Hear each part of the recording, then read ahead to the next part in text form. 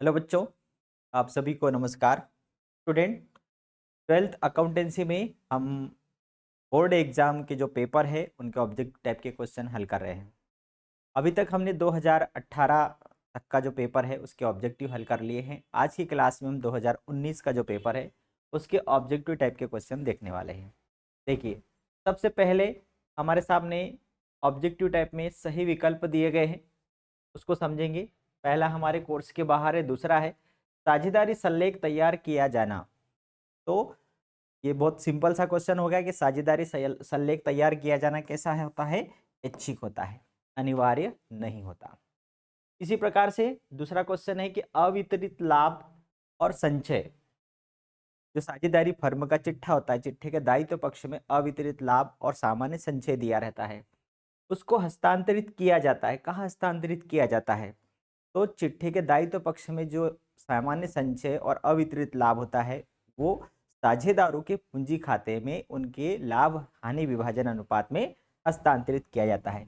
तो साझेदारों के पूंजी खातों में उसको हस्तांतरित किया जाता है। ठीक है, ये कई बार आ चुका है, हम उसको बार बार रिपीट कर रहे हैं। फिर है अवशिष्ट याचना पर सारणी ए के अनुसार ब्याज की दर होती है। अवशिष्ट याचना ये अंश से रिलेटेड हो गया। जब कंपनी के द्वारा आवंटन, फिर फर्स्ट कॉल सेकंड कॉल जब की जाती है, यदि मान लो कोई साझेदार वो नहीं चुका पाता है तो वो कॉल इन एरियर हो जाता है, अवशिष्ट याचना हो जाती है। तो कंपनी के द्वारा उसके ऊपर कितने परसेंट की दर से ब्याज लगाती है? तो उस पर जो ब्याज की दर है वो है 10% वार्षिक की दर से उस पर ब्याज लगाया जाता है। फिर है कौन सा वित्तीय विवरणों के विश्लेषण का उपकरण नहीं है? तो वित्तीय विवरण, तो वित्तीय विवरण कौन कौन से है? व्यापार खाता, लाभानी खाता और चिट्ठा। अब वित्तीय विवरणों के विश्लेषण की जो उपकरण, उपकरण का मतलब होता है तकनीक। अब अभी पहले था कौन कौन सा? एक समाकार विवरण विश्लेषण विधि थी, एक तुलनात्मक विश्लेषण विधि थी, उसके बाद में अनुपात विश्लेषण जो अभी आपका चैप्टर है, एक रोकड़ प्रवाह विवरण विश्लेषण। ये सभी क्या है? वित्तीय विवरणों के विश्लेषण की तकनीक है या जिसको हम बोले उपकरण है। ठीक है, तो यहाँ पर कौन सा वित्तीय विवरणों के विश्लेषण का उपकरण है? तो तुलनात्मक विवरण ये भी उसका उपकरण है, अनुपात विश्लेषण ये भी उसका उपकरण है, सम आकार विवरण ये भी उपकरण है। लेकिन जो तलपट है ये, तो तलपट क्या है? एक विवरण है जो हमने 11th क्लास में पढ़ा है। तो ये वित्तीय विवरणों के विश्लेषण का उपकरण नहीं हो सकता। ठीक है, अब हम चलेंगे सत्य असत्य की तरफ। तो ट्रू और फॉल्स में दिया है, पहला तो हमारे कोर्स के बाहर ही है, साझेदारी फर्म में साझेदारी अधिनियम 1932 लागू होता है। जग जाहिर है, सभी को मालूम है कि जो साझेदारी जो व्यवसाय होता है उसमें भारतीय साझेदारी अधिनियम 1932 लागू होता है। ख्याति एक अमूर्त संपत्ति है, ये भी राइट है, ये भी हमें पता है, अमूर्त और स्थायी संपत्ति है। फर्म के विघटन पर अलिखित संपत्ति से प्राप्त रकम वसूली खाते में दर्शाई जाती है। बिल्कुल 100% राइट है। जब फर्म का समापन होगा तो फर्म में जितनी रिकॉर्डेड असेट्स है उसको तो वसूल किया ही जाएगा, लेकिन अनरिकॉर्डेड असेट्स जो है उसको भी जो वसूल होगा तो वसूली खाते में क्रेडिट पक्ष में लिखा जाएगा। तो ये भी क्या है? सही है। फिर है एक निजी कंपनी प्रविवरण जारी नहीं करती है। तो ये भी हमने कंपनी के निर्माण की प्रक्रिया में पढ़ा कि जब समामिलन का प्रमाण पत्र रजिस्ट्रार के द्वारा कंपनी को दिया जाता है तो दो प्रकार की कंपनियां होती है, एक निजी और एक पब्लिक। तो जो प्राइवेट कंपनी होती है उसको जैसे समामिलन का प्रमाण पत्र मिलता है वो तुरंत अपना व्यापार प्रारंभ कर सकती है, उसको प्रविवरण जारी करने की जरूरत नहीं होती। लेकिन एक पब्लिक कंपनी को समामिलन का प्रमाण पत्र मिलने के बाद उसे प्रविवरण जारी करना पड़ता है। उसके बाद व्यापार प्रारंभ करने का प्रमाण पत्र प्राप्त करने के बाद ही वह व्यापार को प्रारंभ कर सकती। तो एक निजी कंपनी को प्रविवरण जारी नहीं करना पड़ता, ये भी क्या है? ये सही आंसर है। ठीक है, तो ये ट्रू और फॉल्स हो गया। फिर है रिक्त स्थानों की तरफ चलेंगे। तो रिक्त स्थान में दिया है, पहला हमारे कोर्स के बाहर है, साझेदारी का जन्म किससे होता है? तो अनुबंध से होता है। साझेदारी का जन्म किससे होता है? अनुबंध से होता है। फिर है साझेदारी का खालिस्तान, साझेदारों के बीच संबंधों का परिवर्तन। जहां भी ये शब्द आ जाए संबंधों का परिवर्तन, तो उसके लिए आता है पुनर्गठन। जब भी साझेदारी में साझेदारों के बीच में किसी भी प्रकार के संबंधों में परिवर्तन आएगा तो वो साझेदारी का क्या कहलाएगा? पुनर्गठन कहलाएगा। फर्म के विघटन के पश्चात साझेदार स्वयं का क्या कर सकते हैं? स्वयं का व्यवसाय कर सकते हैं।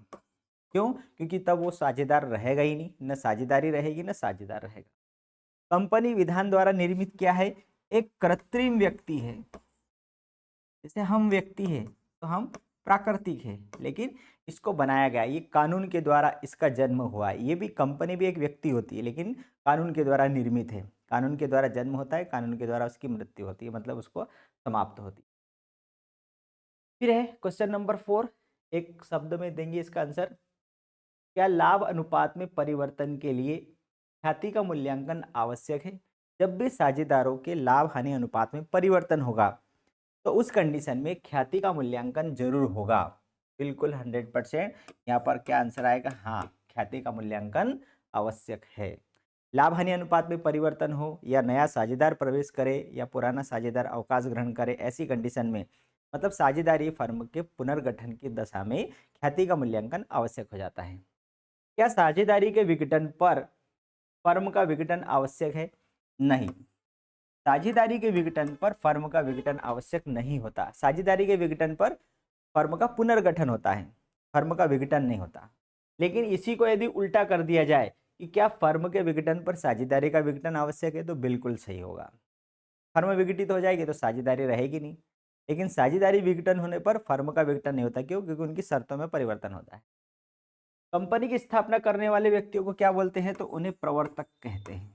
कंपनी की जो स्थापना करने वाले जो लोग होते हैं वो प्रवर्तक कहलाते हैं, और उनके द्वारा किया जाने वाला काम प्रवर्तन का कार्य होता है। कुल लागत कुल विक्रय के बराबर कहाँ होती है? तो सम विच्छेद बिंदु पर। यहाँ पर सम विच्छेद बिंदु के ऊपर कुल लागत कुल विक्रय के बराबर होती है, जहाँ न लाभ होता है न हानि होती है। कई बार पूछा गया है कि जहाँ एक ऐसा बिंदु जहाँ न लाभ न हानि हो, तो वो सम विच्छेद बिंदु होता है। फिर कुल लागत कुल विक्रय के बराबर कहाँ होगी? भाई लागत 100 रुपये की वस्तु है, आपको बनाने में 100 रुपये लगा और 100 रुपये में आपने बेच दिया, तो न लाभ हुआ न हानि हुई, तो वो बिंदु कहलाता है सम विच्छेद बिंदु। ग्राहकों से प्राप्त रोकड़ कौन सी क्रियाओं का रोकड़ प्रवाह है? ये रोकड़ प्रवाह से रिलेटेड हो गया। तो रोकड़ प्रवाह में ग्राहकों से जो प्राप्त रोकड़ है वो संचालन क्रियाओं से रिलेटेड है। इससे रिलेटेड है संचालन क्रियाओं।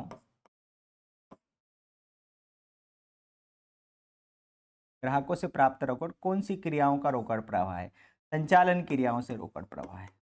ठीक है, तो उसको हम शामिल करेंगे संचालन क्रियाओं से रोकड़ प्रवाह। क्लियर है? तो इस संचालन क्रियाओं से रोकड़ प्रवाह फिर ऐसे 3 प्रकार के उसमें अलग अलग आता है।